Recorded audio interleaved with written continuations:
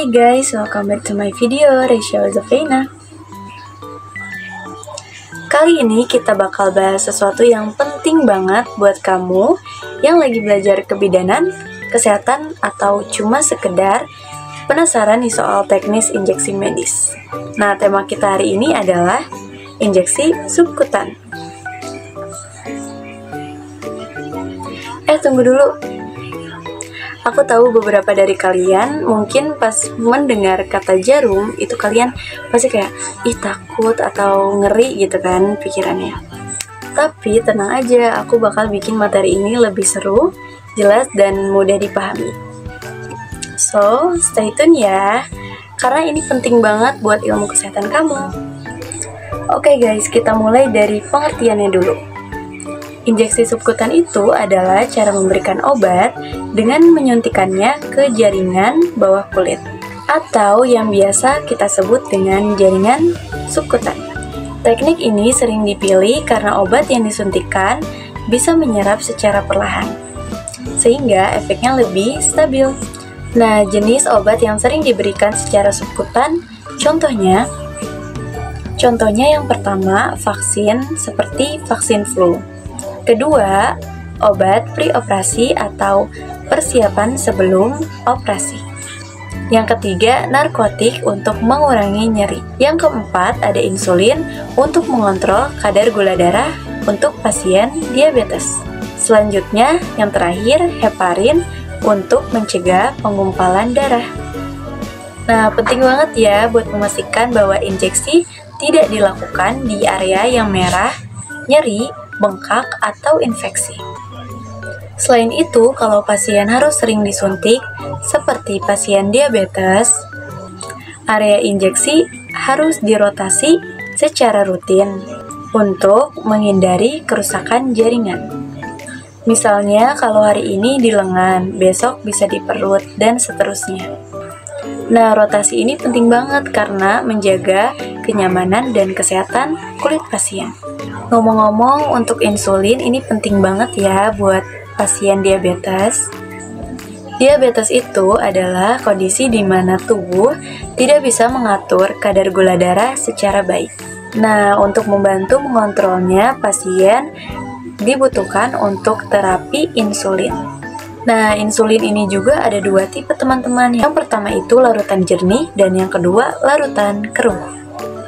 Nah, larutan jernih juga dikenal sebagai insulin reaksi cepat atau insulin reguler.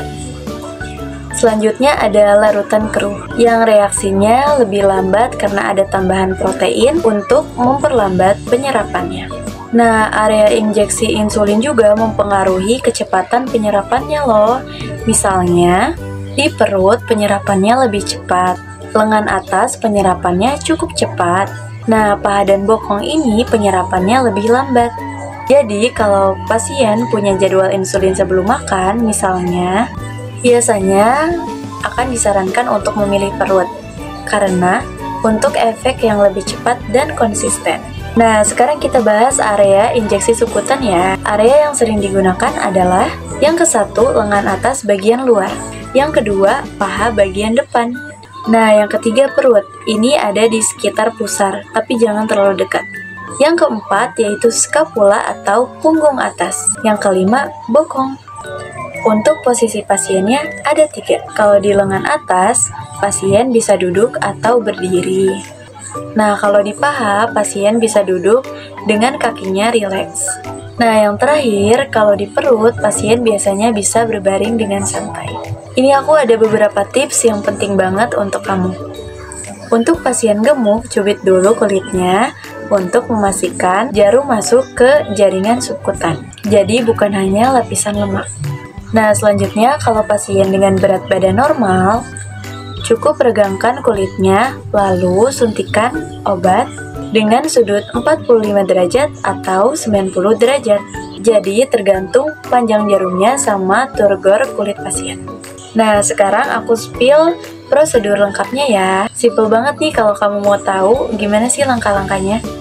Yang ke-1, cuci tangan dulu, karena kebersihan itu nomor 1 ya guys. Nah, yang kedua itu pasti kita siapkan alat-alatnya. Di sini ada spuit, kapas, alkohol, obat, sarung tangan, dan pastikan dosis obat sudah dengan anjuran dokter. Nah, selanjutnya pilih area injeksi yang bersih dan bebas dari luka, bengkak, atau infeksi. Selanjutnya, regangkan atau cubit kulit pasien. Lalu, suntikan jarum dengan sudut 45 derajat atau 90 derajat. Contohnya seperti ini ya. Kemudian, masukkan obat secara perlahan. Nah, setelah selesai, cabut jarum dengan cepat dan bersihkan area injeksi dengan alkohol. Kita gunakan kapas alkohol ya. Nah, jangan lupa buang jarum bekas di tempat khusus seperti sharp container, karena safety itu first ya, jangan sampai lupa, oke? Nah, selain dari itu semua, ada hal-hal yang harus kamu ingat dari injeksi subkutan ini, terutama saat melakukan injeksinya ya. Yang pertama yaitu sudah jelas, pastikan alat-alatnya itu steril dan area suntikan sudah dibersihkan dengan baik. Yang kedua, lakukan di ruangan yang sudah sesuai dengan standar kebersihan. Nah, selanjutnya penting banget ini buat kenyamanan pasien, yaitu jaga privasi klien atau pasien. Kalau pasien harus disuntik berkali-kali, nah rotasi area injeksi ini penting banget untuk dilakukan, karena untuk menghindari pengerasan kulit. Dan jangan lupa selalu cek reaksi pasien setelah injeksi. Misalnya, apakah ada tanda-tanda alergi atau ada efek samping lainnya. Kenapa sih injeksi subkutan itu sering dipilih? Karena yang pertama, penyerapan obatnya lebih lambat dan stabil dibandingkan injeksi lainnya. Yang kedua, prosedurnya simple, jadi tidak butuh alat-alat yang berat. Nah, tapi juga ada nih kekurangannya, seperti yang pertama, volume obatnya itu tidak boleh diberikan lebih dari 1 mili. Yang kedua, bisa menyebabkan sakit ringan, seperti perubahan warna kulit, atau bisa juga iritasi karena tekniknya ini nggak benar. Jadi pastikan semuanya dilakukan sesuai dengan prosedur ya. So, gimana nih guys? Sekarang kalian udah tahu belum caranya injeksi subkutan? Kan tadi aku udah jelasin ya cara kerjanya, terus ada prosedurnya, dan beberapa tips penting soal injeksi subkutan. Jadi gimana nih guys, kira-kira kalian udah paham belum apa itu injeksi subkutan? Kesimpulan, injeksi subkutan bukan sekedar prosedur medis. Ini adalah solusi praktis untuk pemberian obat yang cepat, aman, dan efektif. Dengan teknik ini, obat disuntikan ke jaringan lemak di bawah kulit, memungkinkan penyerapan yang lebih lambat dan stabil. Inilah alasan mengapa injeksi ini sering digunakan untuk insulin, vaksin, dan terapi lainnya. Kenapa injeksi subkutan jadi favorit? Karena mudah dilakukan, bisa dilakukan sendiri dengan sedikit pelatihan. Terus minim nyeri, jarumnya lebih pendek, dan masuk ke lapisan lemak, bukan otot. Yang ketiga, efektif dan aman. Jika dilakukan dengan teknik yang benar, risiko efek samping sangat kecil. Yang terpenting, selalu gunakan alat steril, perhatikan dosis sesuai anjuran dokter, dan pilih area injeksi yang tepat, seperti lengan atas, paha, atau perut. Dengan langkah yang benar, injeksi subkutan bisa jadi bagian dari gaya hidup sehat bagi mereka yang membutuhkan terapi rutin. Ada beberapa efek samping yang mungkin terjadi. Ada efek samping ringan seperti kemerahan dan bengkak di area injeksi, nyeri ringan. Ada juga efek samping serius, tapi jarang terjadi, seperti reaksi alergi, infeksi jika teknik aseptik tidak diterapkan, lipodistrofi, penebalan atau penipisan lemak di lokasi injeksi berulang. Nah, aku yakin banget nih kalian abis ini bisa langsung praktek injeksi subkutan dengan percaya diri. Kalau ada pertanyaan atau pengalaman tentang injeksi subkutan, kalian bisa ceritain ya lewat komentar. Aku pasti bakal baca dan jawab satu persatu.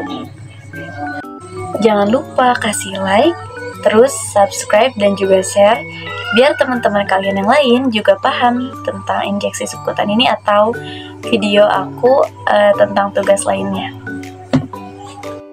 Dan buat kalian anak-anak kebidanan atau anak-anak kesehatan bisa juga subscribe channel aku. Thank you so much for watching guys. Bye bye. See you next video.